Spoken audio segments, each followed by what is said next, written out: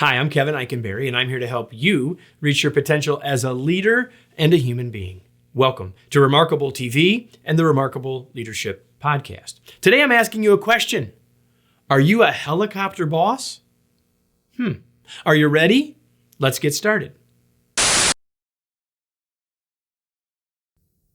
You've heard of helicopter parents, right? These are the parents who pay extremely close attention to their kids' activities and their schoolwork. They are trying to protect them from pain and disappointment and help them succeed, which maybe they succeed at and maybe they don't. Helicopter parents are known to hover over their children and become overly involved in their lives. Have you ever had a helicopter boss?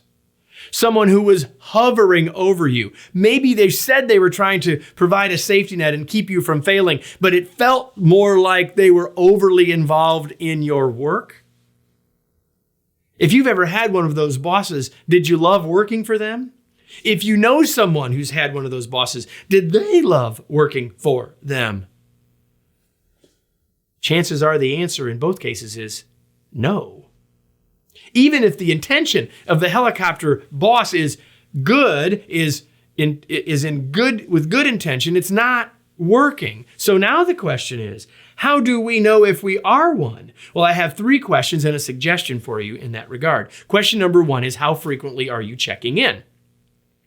Hint, if you're checking in with your folks, whether they're down the hall or across the country, if you're checking in with them 3, 4, 5 times a day, in most cases, you're probably hovering.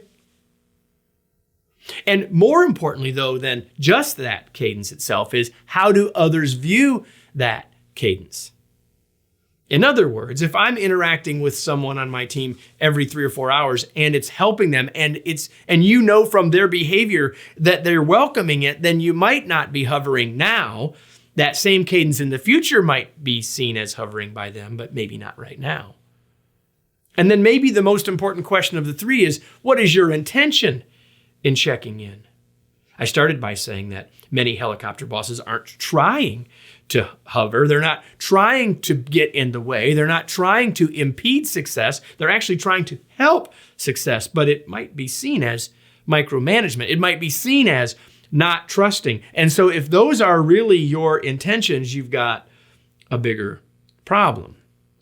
So those are the 3 questions. How frequently are you checking in? How does the other person view that cadence?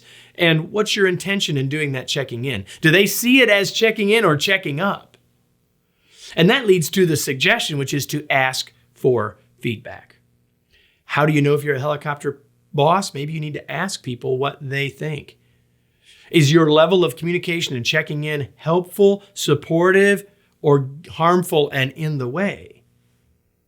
Only the other person really knows, so we've got to be clear about that. So if you find out that you're doing it or you want to make sure that you don't do it, what do you do now? Well, first thing is set clear expectations. Make sure you set clear expectations. If people know exactly what's expected, chances are they can succeed. Chances are you have less need to check in. And if you do have the need for some good, valid reasons to have more regular check-ins than the other person might want, if you've set a clear expectation about it, they will know at least that that's what's coming and not say, oh my gosh, why are they there again? Over my shoulder, one more time. So set clear expectations. Secondly, in relationship to that, have an agreed upon cadence. Determine together what the timing and frequency of the formal and perhaps even the informal conversations might be. We don't want to make this too regimented, but we need to have a good sense of what that's going to look like for us. And that cadence could be different for different people on your team. Next, be available.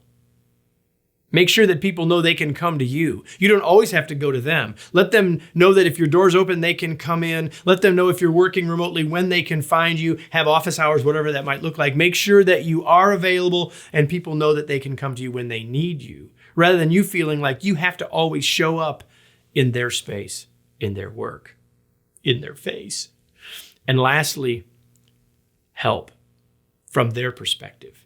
In other words, make sure that your interactions with them is meant to be helpful, but is seen by them as being helpful, that you're providing guidance and resources and help, rather than hovering coddling, or being in the way. Are you a helicopter boss? I hope not. But even if maybe you have some helicopter tendencies, you have a better sense now of what you might do differently. Let me close with today's tweet. Being a great leader means being available, not hovering, supporting, not coddling, allowing to grow, not micromanaging. Don't be a helicopter boss. If you loved the tenor, the topic, and the ideas from this video, chances are you'll love my daily email. 5 days a week, I send an email to people from around the world to help them become more effective in their day, to inspire, inform, and help them succeed as leaders and as human beings. So if you love this, you'll love the daily email. It's free. Why don't you join us? All the information is right on this page. And whether you do that or not, I hope to see you right here next week for another episode of Remarkable TV and the Remarkable Leadership Podcast.